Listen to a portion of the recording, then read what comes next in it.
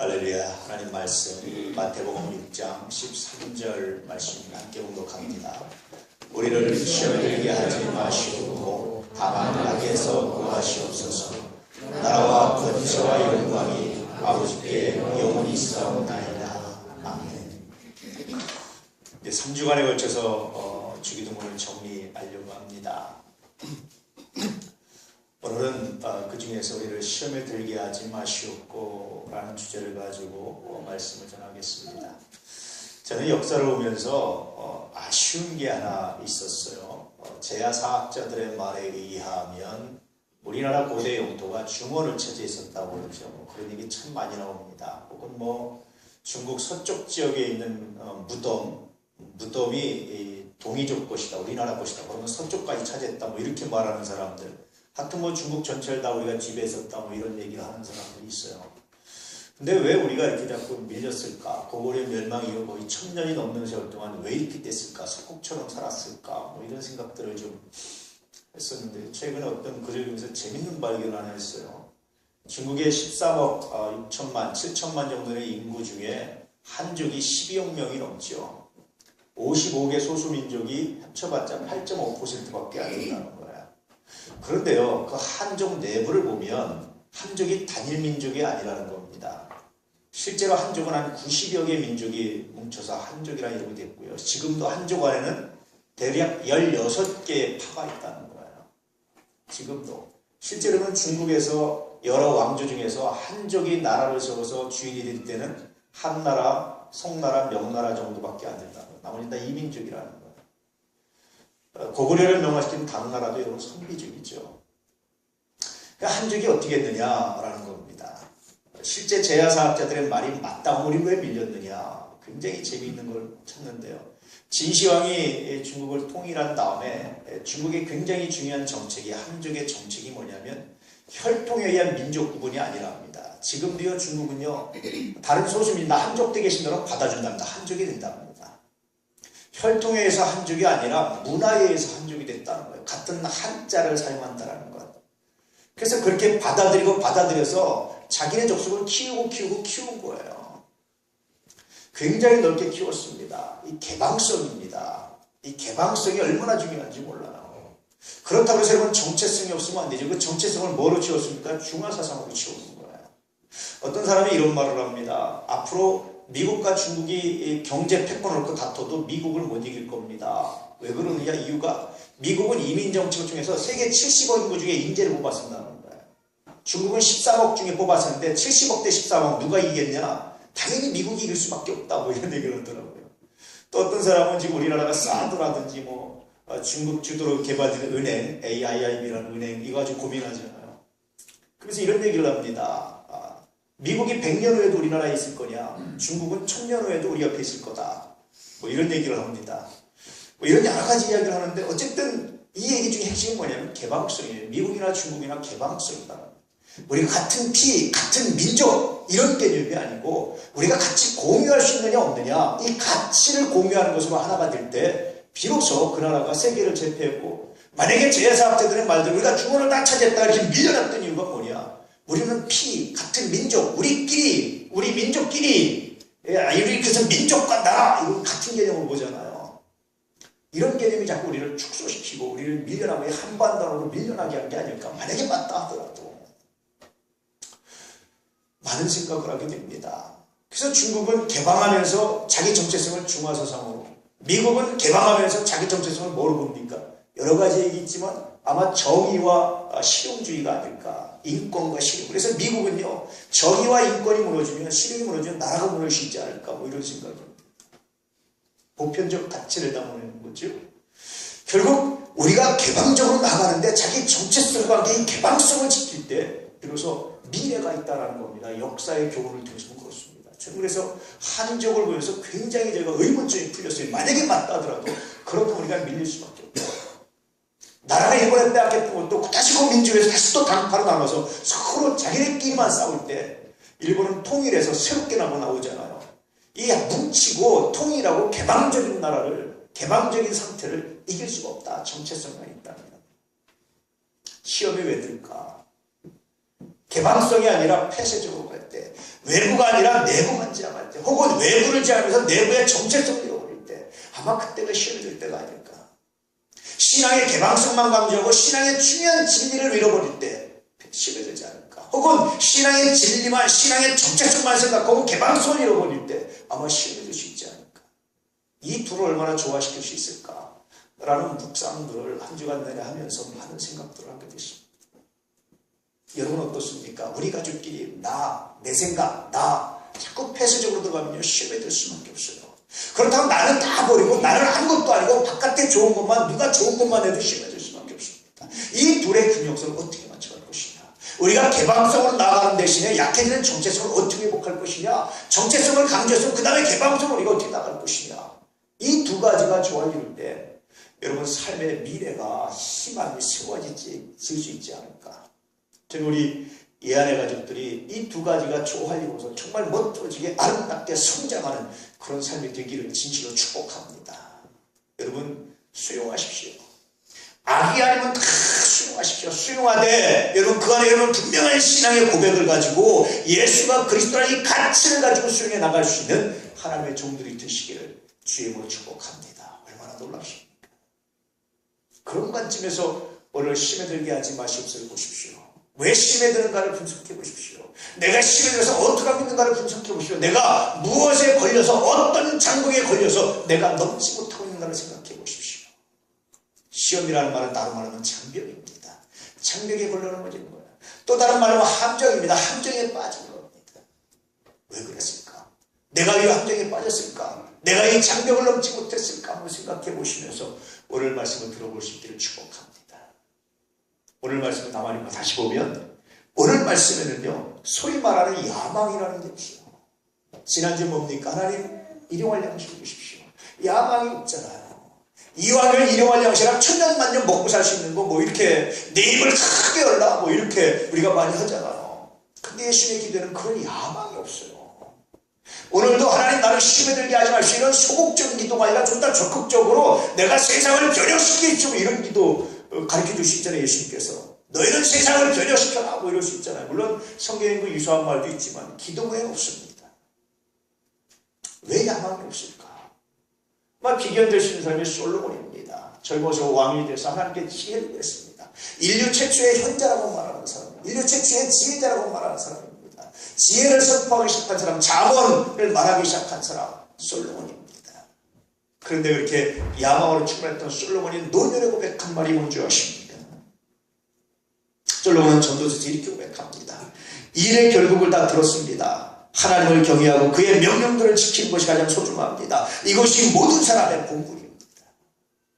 노년이 돼서 이제 인생을 떠날 때가 돼서 솔로몬이 비로소 발견한 것이 야망이 아니고 그 전도서를 보면요 왕국을 키운 것이 무슨 의미가 있느냐. 내 자식이 감당 못하는 것도 짐만 될 뿐이다. 나라를 키우고 내가 많이 성장하고 내가 명예를 얻은 것이 무슨 의미가 있느냐. 아무 의미 없지 않느냐. 헛되고 헛되도다. 그렇게 말합니다. 그런데 예수님은요 그런 야망이 없으신데도 불구하고 인류를 구원하셨습니다. 전혀 예수님의 기도에 그런 야망이 나타나지 않는데도 불구하고 인류의 구원자가 되셨습니다. 전혀 인간들이 야망과 관계없이 가셨는데도 불구하고 인류의 구원자가 되셨습니다. 놀랍지 않습니까? 아마 시험에 대한 첫 번째를 말하라면 인간적 야망이 아닐까 싶습니다. 여러분 잘 아시는 말씀 있죠. 젊은이여 야망을 가지시오. 그리스도 안에서. 윌리엄 클라크 박사 이야기입니다. 사람들이 뒤에 그리스도 안에서는 말을 빼고 하는데 이 사람의 말은 여러분 젊은이들이여 그리스도 안에서 야망을 가지시오. 이런 말을 합니다. 세상은 이런 말을 좋아해요. 이런 말에 열광합니다. 그런데 주님은요 야망이 없어요. 우리를 왜 기다려 주셨느냐. 시험에서 건지시오. 대부분의 많은 사람들의 야망 때문에 시험에서 넘어지고 시험에서 쓰러질 때가 얼마나 많은지 몰라요. 야망은 겉으로 하려 하지만 속이 될 때가 많아요. 내가 뭔가 이룬 것 같지만 그러나 막상 가서 결론을 얻어보면 아무것도 남지 못하는 일들이 수없이 많습니다. 그래서 주님은 시험에 들게 하지 마십시오. 다시 말하면 인간적 야망에 빠지지 않게 하십시오. 그렇게 말씀해 줍니다. 오늘 여러분 이 기도대로 인간적인 야망을 내려놓습니다. 그리고 야망을 갖는다면 하나님 내가 당신의 뜻을 좋아해요. 다른 말하면 폐쇄적인 야망이 아니라 나중심적인 야망이 아니라 하나님께 순종하고자 하는 개방성을 가지고 나가는, 만약에 야망을 가지면 거룩한 야망으로 바꿔가는, 그래서 내 입을 크게라 내가 채우리라는 말씀의 의미가 내 욕심을 채우기 위한 것이 아니라 하나님의 영광으로 충만케 하시는 하나님의 뜻이, 하나님의 나라가 이루어지게 하는 이 거룩한 뜻을 소망을 갖기를 주의 이름으로 축복합니다. 이게 힘에 들지 않는, 힘에 들게 하지 마십시오 라고 기도하는 것의 첫 번째 의미라고 볼 수가 있어요. 예수님께서 시험에 받으신 사건이 있죠. 세례받고 난 다음에 마귀에게 끌려서 광야에 시험과 들어가셨습니다. 3가지 시험 받으셨어요. 40일을 밤낮 금식하셨는데 마귀가 나타나서 돌돌로 떡덩이가 되게 하라고 말씀하셨어요. 어떤 시험입니까 여러분? 제가 보기에 이것은 야망입니다. 십자가 없이도, 고난 없이도, 이런 거 없이도 너 뭔가 좀 만들어봐. 너 능력이면 만들 수 있잖아, 만들어봐. 그런 뜻입니다. 거절하셨어요. 두 번째 시험이 뭡니까? 높은 성전 꼭대기 들어 뛰어내려봐. 하나님 내가 발이 닿기 전에 너를 건져주실 거야. 이것 때문에 유명해지고 싶은 야망 아닙니까? 예수님 또 거절하셨습니다. 세 번째가 뭡니까? 높은 산에 올라가서 천하만국의 영광을 보여서 나한테 절해, 내가 너 다 줄게. 십자가 없이도 세상을 가질 수 있다는 거였어요. 거절하셨어요. 한마디로 여러분 야망을 거절하신 겁니다. 두 번째는요, 자기 의를 거절하신 겁니다. 왜 우리가 시험에 들느냐? 자기 의 때문에 내 의를 생각하다가 시험에 들 때가 많다는 겁니다. 어떤 분들이 재밌는 조사를 하나 했어요. 베토벤 교향곡 7번 2악장 연주하는데 얼마나 걸릴까? 지휘자마다 다르다.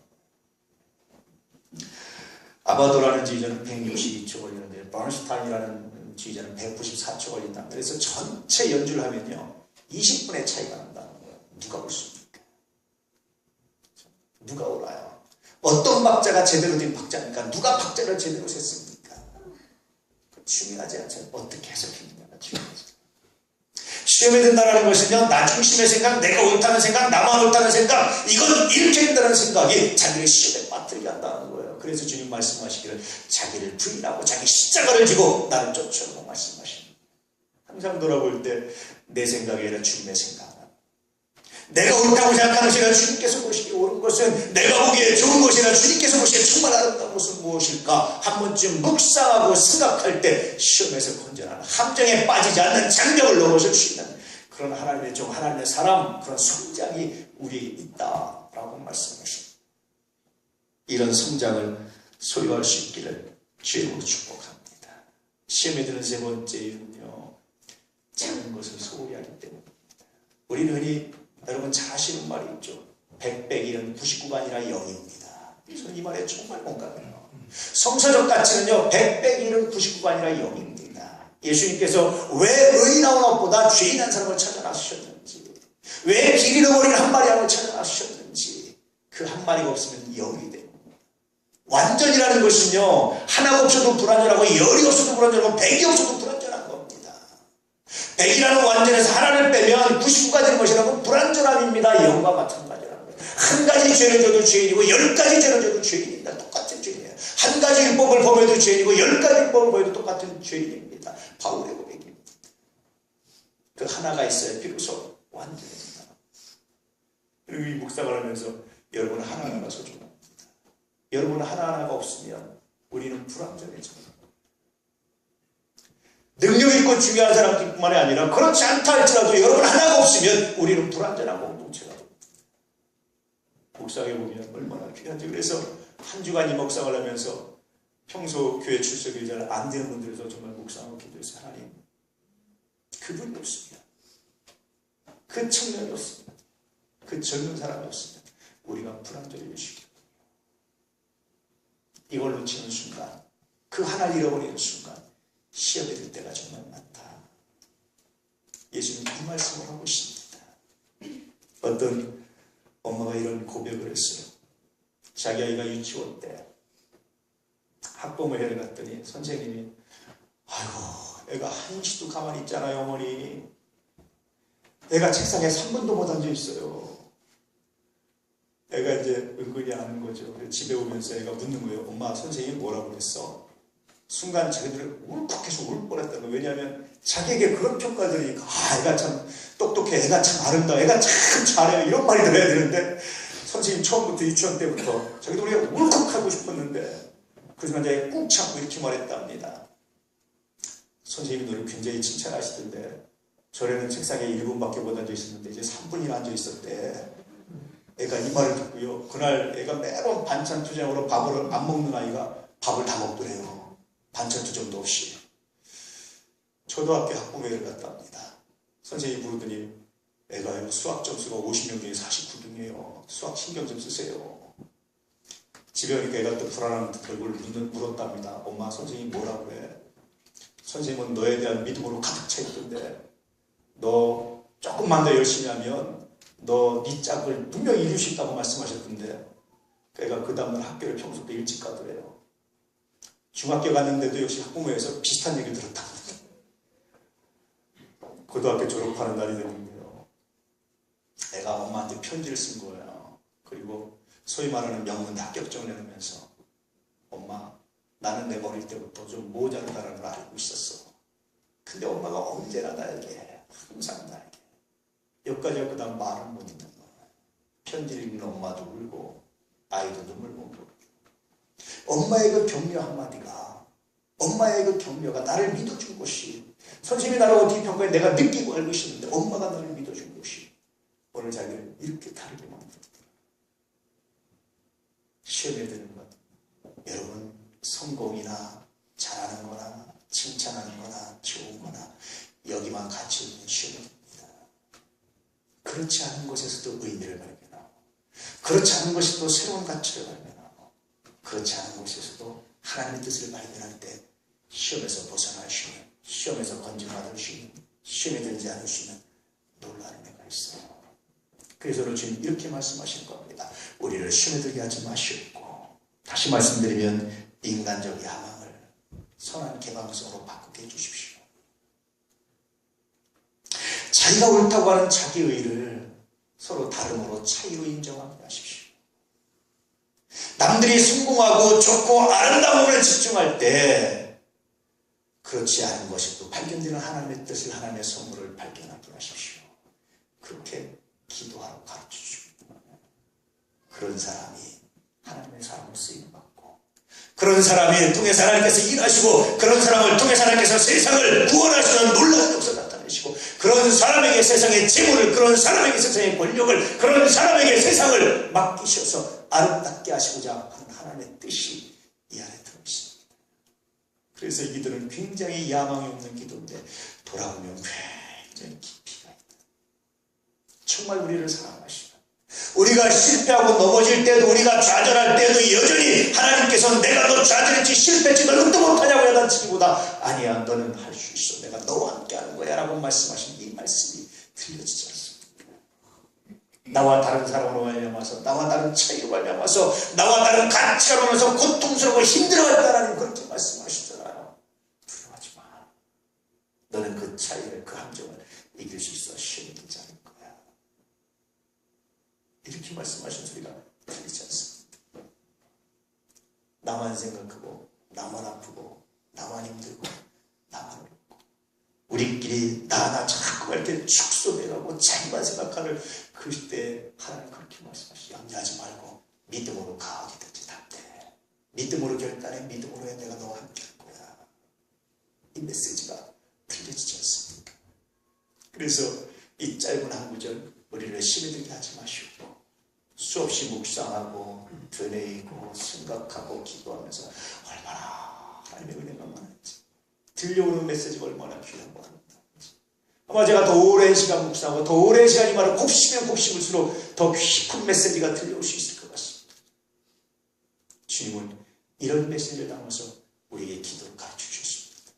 이제 여러분, 우리를 시험에 들게 하지 마시고, 이 기도를 하면서 이 기도의 의미를 다시 한번 생각해 보시고, 이 기도의 메시지를 다시 한번 생각해 보셔서 여러분의 삶의 함정에서, 여러분의 삶의 장벽에서 건너뛰시고 걸어나오시는 하나님의 놀라운 역사가 있기를 축복합니다. 그러므로 하나님께서 여러분에게 세상을 맡기실 때, 물질을 맡기실 때, 권력을 맡기실 때, 고난을 맡기실 때, 지식을 맡기셨을 때 혹 여러분 주변에 약하고 어려운 자들을 맡기셨을 때에 능히 감당할 수 있는 하나님의 종들, 하나님의 사람들 되시기를 진실로 축복합니다. 우리 이 안에 가족들 이런 마음으로 세상을 바라보십시오. 우리 아내 가족들은 이런 마음으로 세상에 나가십시오. 우리 아내 가족들 이런 마음으로 기도합시오. 우리 아내 가족들은 이런 마음으로 손을 내밀 수 있는 하나님의 사람들 되시기를 축복합니다. 그럴 때 하나님께 영광도 되지만 여러분의 삶이 달라질 거예요. 물론 하나님께 영광이 되지만 여러분의 삶에도 놀라운 열매가 나타나게 될 겁니다. 하나님께 영광이 되지만 여러분의 삶에도 여러분의 기대 이상의 상상 이상의 아름다운 열매가 하나님의 복이 넘쳐나게 될 줄 믿습니다. 이 복을 소유하고 살아갑니다.